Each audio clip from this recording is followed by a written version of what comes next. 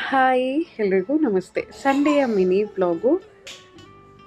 So ಇವತ್ತು ವೈಭವ್ ನಾನು ಇಬ್ಬರೇ ಮನೆಯಲ್ಲಿರೋದು. ವೈಶುದು ಕರಾಟೆ ಎಕ್ಸಾಮ್ ಇದೆ ಅಂತ ಹೇಳ್ಬಿಟ್ಟು ಬೆಳಗ್ಗೆ 7 ಗಂಟೆಗೆ ರೆಡಿಯಾಗಿ ಹೋಗಿದ್ದಾಳೆ.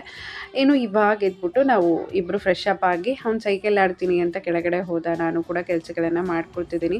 ಚೆನ್ನಾಗಿದ್ದಾಗ ಒಂದಿನ ಸೈಕಲ್ ತುಳಿಯಲ್ಲ, ಏನಾದರೂ ಪ್ರಾಬ್ಲಮ್ ಆದಾಗ ಪದೇ ಪದೇ ಹೇಳ್ತಾನೆ ಇರ್ತಾನೆ. ಇನ್ನು ಸಂಡೇ ಅಂದ ತಕ್ಷಣ ಒಂದಿಷ್ಟು ಕೆಲಸಗಳಿದ್ದೇ ಇರುತ್ತೆ, ಅದನ್ನು ಮಾಡ್ಕೊಳ್ಳೋಣ ಅಂತ ಹೇಳಿ ಹಾಗೆ ಇಬ್ಬರೇ ಇರೋದ್ರಿಂದ ಯಾವುದೇ ಟಿಫನ್ ಅಂತೂ ಮಾಡ್ಕೊಳಕ್ಕಾಗಲ್ಲ. ಸೊ ಏನಾದರೂ ಹೊರ್ಗಡೆಯಿಂದನೇ ತೊಗೊಂಡು ಬಂದು ತಿನ್ನೋಣ ಅಂತ ಹೇಳ್ಬಿಟ್ಟು ಇಡ್ಲಿ ಮತ್ತು ದೋಸೆನ ತರಿಸ್ಕೊಂಡಿದ್ವಿ. ಇಬ್ಬರು ತಿಂದ್ಕೊಂಡು ಅವ್ನು ಸ್ವಲ್ಪ ಇವತ್ತು ಕಟಿಂಗ್ ಕರ್ಕೊಂಡು ಹೋಗೋಣ ಅಂತ ಹೇಳಿ ಕೂದಲೆಲ್ಲ ತುಂಬಾ ಬಂದಿದೆ, ಹಾಗಾಗಿ ಟಿಫನ್ನ ಮಾಡಿಸಿ ಆಟಾಡಕ್ಕೆ ಕಳಿಸಿದ್ದೀನಿ. ಸೊ ಬೇಗ ಬೇಗ ಕೆಲಸಗಳನ್ನ ಮುಗಿಸ್ಕೊಂಡ್ಬಿಟ್ರೆ ಹೋಗಿ ಬರ್ಬೋದು ಅಂತ. ಸೊ ಮನೆ ಮನಸ್ಸಿನ ಕನ್ನಡಿ ಅಂತ ಹೇಳ್ತಾರೆ. ಮನೆ ಎಷ್ಟು ಕ್ಲೀನ್ ಆಗಿರುತ್ತೆ, ಎಷ್ಟು ಸ್ವಚ್ಛವಾಗಿರುತ್ತೆ, ಮನಸ್ಸು ಕೂಡ ಹಾಗೆ ಇರುತ್ತೆ ಅನ್ನೋದು ನನ್ನ ಅಭಿಪ್ರಾಯ.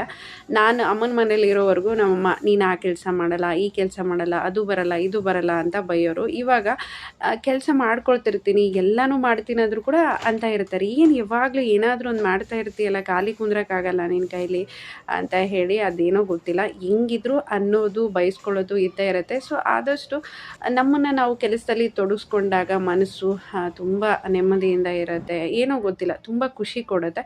ಏನು ಇಬ್ಬರು ವಾಕ್ ಮಾಡ್ತಾನೆ ನಾವು ಕಟಿಂಗ್ ಶಾಪಿಗೆ ಬಂದ್ವಿ. Next month next Sunday natural ಕರ್ಕೊಂಡು ಹೋಗೋಣ ಅಂದ್ಕೊಂಡೆ, ಅದೇನೂ ಈ ಸರಿ ಸಾಧ್ಯ ಆಗಲೇ ಇಲ್ಲ.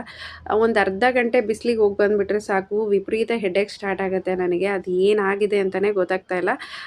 ಇನ್ನು ಬಂದ ತಕ್ಷಣ ಅವನಿಗೆ ಸ್ನಾನ ಮಾಡಿಸಿದ್ದೀನಿ, ಸ್ವಲ್ಪ ಏನಾದರೂ ಸ್ನ್ಯಾಕ್ಸ್ನ ಕೊಟ್ಬಿಟ್ಟು ಹೋಮ್ವರ್ಕ್ ಇದ್ದರೆ ಮಾಡಿಸ್ತೀನಿ.